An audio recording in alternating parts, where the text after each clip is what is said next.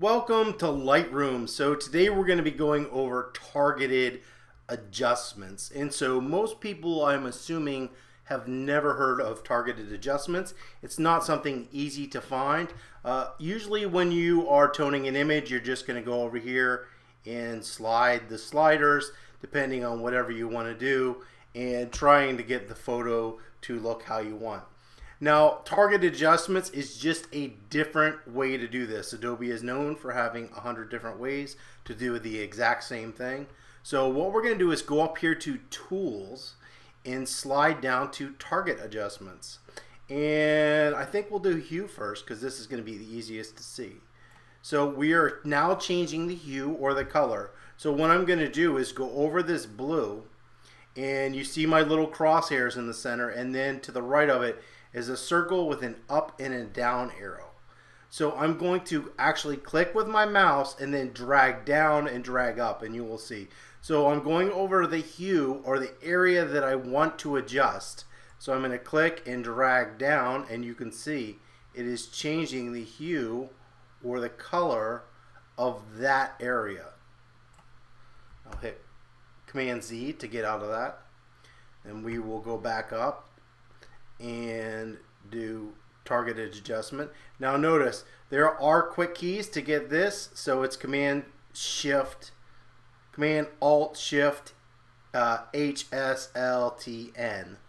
So we will do saturation next. So I'm going to go over this yellow and drag up, and we're increasing the saturation, and drag down, and we are decreasing the saturation of that area that we selected. So since we selected yellow, it's only doing that hue or what it thinks is in that color range. So we'll do it once again, targeted adjustment. We will go to saturation. I'll go down here to the green, and I'll drag down to desaturate because I think it's too green and doesn't look good.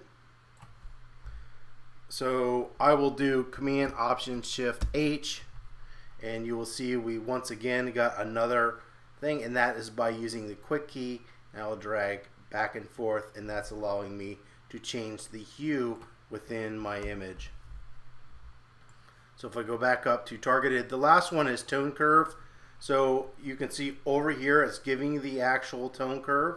So if I come over here to this and I open it up, it's going to try to adjust any value that's close to this mountain. Now my issue is it's messing with this, and I don't like that.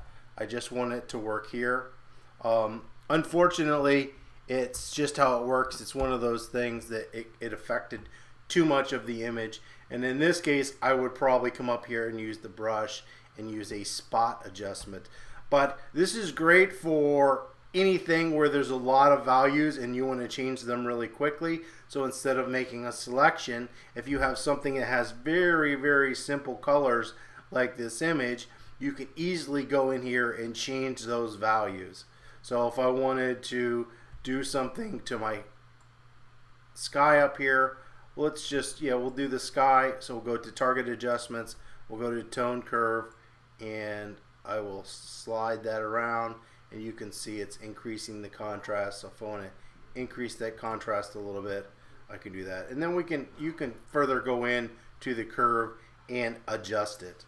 That's targeted adjustments. Hopefully that was helpful and you can find a way to use it sometime.